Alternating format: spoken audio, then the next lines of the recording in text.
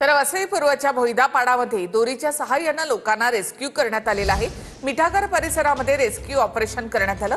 यामध्ये 100 जण अडकल्याचा अंदाज आहे। वसई विरार, नालासोपारा आणि पालघरमध्ये पावसाचा अक्षरशः कहर पाहायला मिळालाय। गाड्या, घरं जलमय झाली आहेत। रस्त्यावर 3 ते 4 फुटांपर्यंत पाणी साचलेलं आहे।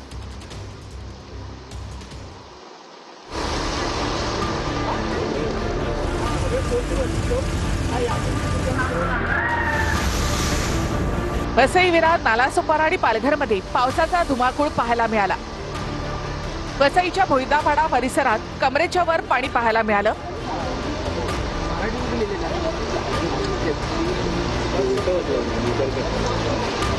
भोईदापाडा परिसरात 50 लोक अडकले होते।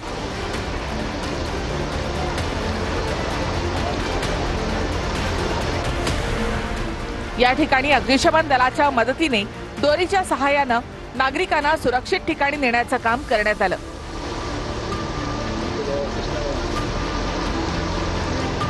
वसईमध्ये रस्त्यावर 3 ते 4 फूट पाणी साचलं। त्यामुळे गाड्या, घरं जलमय अवस्थेमध्ये असल्यामुळे नागरिकांची मोठी गैरसोय झाली।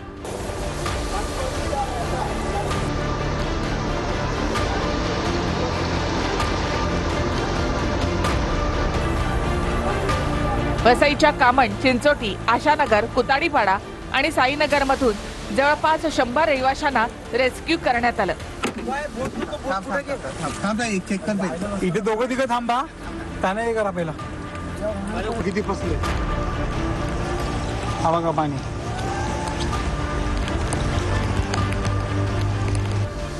घरामध्ये पाणी शिरलं, त्यामुळे नागरिकांना अंगणवाडी आणि शाळांमध्ये त्यांची व्यवस्था करण्यात आली।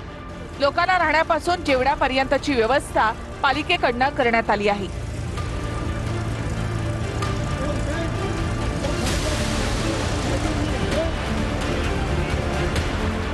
वसईच्या मिठागर वसाहतीमध्ये अडकलेल्या रहिवाशांच्या सुटकेसाठी बोटीची व्यवस्था करण्यात आली। रावेली परिसरामधून जवळपास 50 लोकांना रेस्क्यू करण्यात आलं। गरज पडल्यास एनडीआरएफच्या टीम बोलावण्यात येणार आहे। सगळ्या घरांमध्ये पाणी भरलेलं आहे आणि पाणी खूपच आहे। आतली काय परिस्थिती आहे सध्या?